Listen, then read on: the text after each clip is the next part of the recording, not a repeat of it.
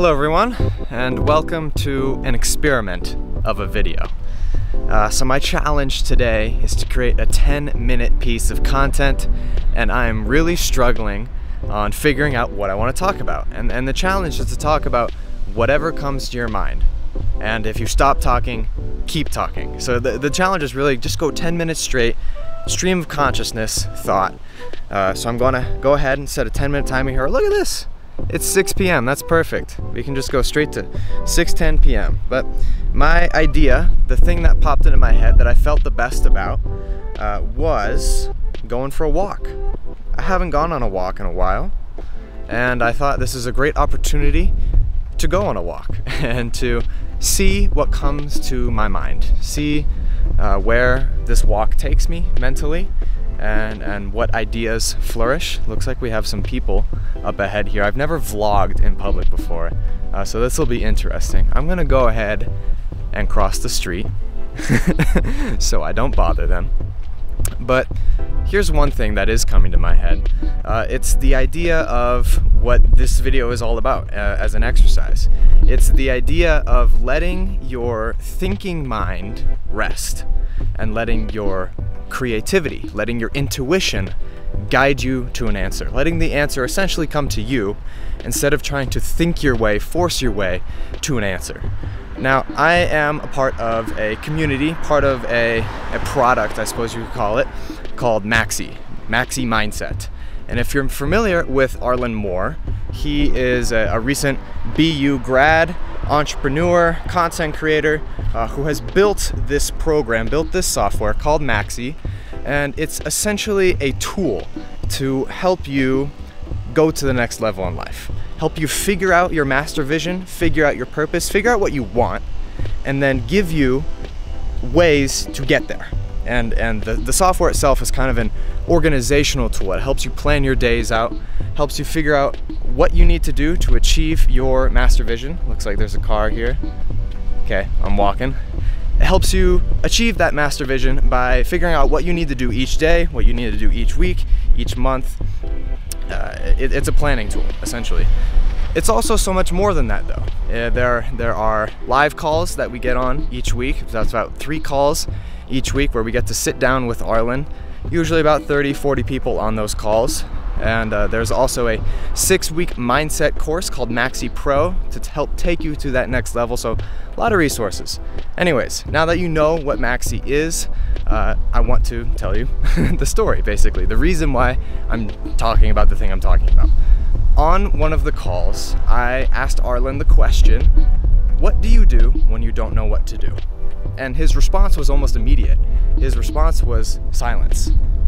He does not allow himself to force think his way to an answer. He does something else. He does something creative, whether that's playing an instrument. He says he goes to piano quite often, whether that's playing an instrument, sitting in meditation, going on a walk in nature, kind of like we're doing right now, and letting intuition guide him to his answer. So I'm trying to embody that in this exercise. I'm trying to let the answer come to me. And I can tell, I'll be completely honest with you, my train of thought is coming to an end because I have finished this point in what I'm talking about. But that's the whole point of the challenge, right? Is to keep walking to see what happens. It's definitely somewhat uncomfortable. I'm not used to vlogging, and here's another thought that popped into my head, something that I can go more in depth on. I'm not used to doing this type of video because I haven't done it in a very long amount of time. I used to do videos like this all the time. Those of you that know me personally and those of you that have known me for a long while probably know that I used to make gaming videos. I used to make Minecraft videos I think I started when I was 13. When I was 13, I got my YouTube channel on my birthday, and I started making Minecraft videos.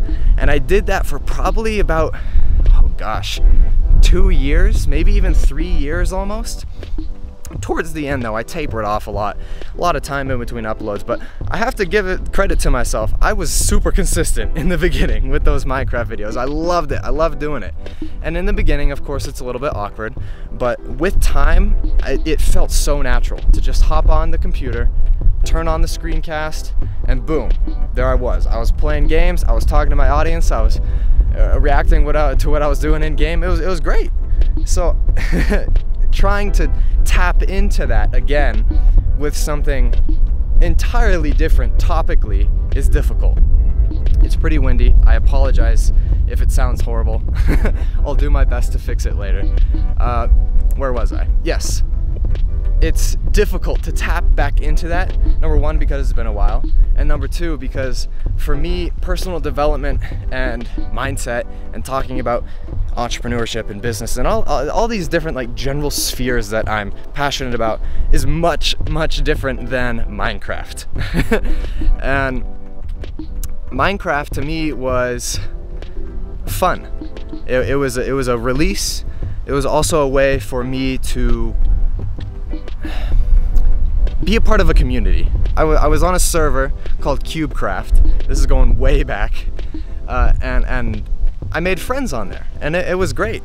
So I felt like I was talking to a community. I felt like I was talking to people that knew me personally.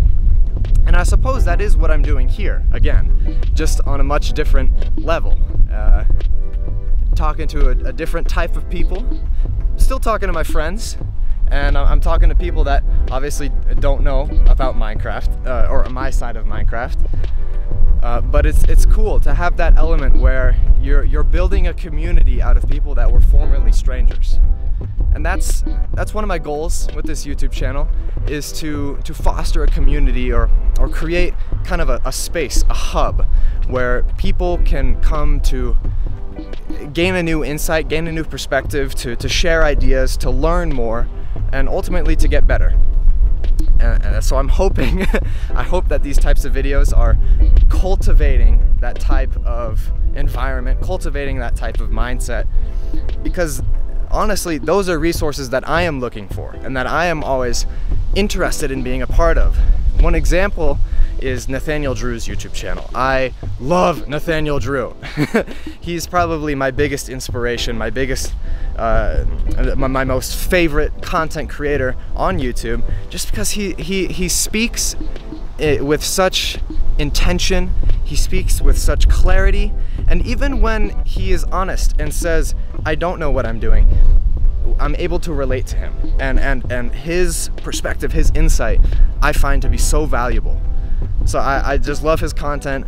A lot of my inspiration for videos comes from videos that he has made. I mean, literally, a few videos back that I made, I talked about a video of his that I rewatched and gave my thoughts on. So if you ever got the feeling that maybe I'm this seems familiar to something Nathaniel Drew does, that is extremely intentional, because I love his content and I feel inspired by it. And I'll say this because it popped into my head, that's part of the challenge, is I would love to just have a conversation with him. Either like do a video with him, do a podcast episode with him, or even not even post anything, but just sit down with him. You know, that question, like, who would you have dinner with? Nathaniel Drew is up there on the list. Just because of the way that he thinks and sees the world, he has such an open mind and is so passionate about learning. That just inspires me. It makes me want to experience more of the world, you know?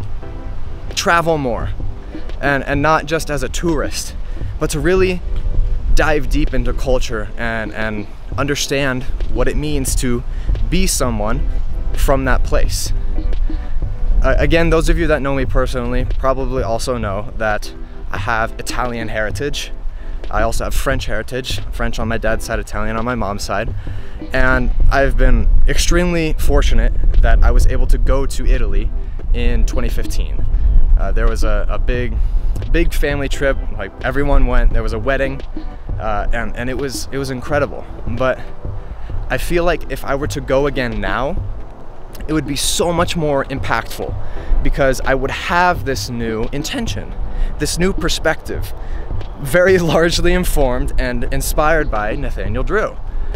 The way that he travels and the way that he learns when he travels is exactly what I want to do if I am ever in the position again where I can go back to Italy.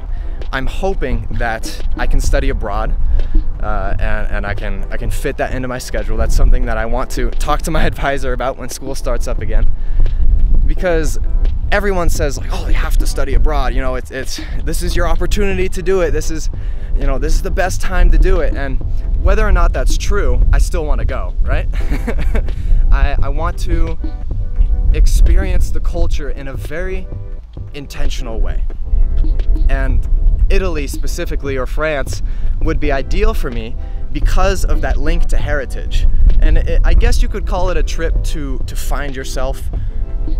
For me, it's like a part or a trip to find a different part of myself, or to revitalize a different part of myself. There's the timer there, but I want to keep going on this.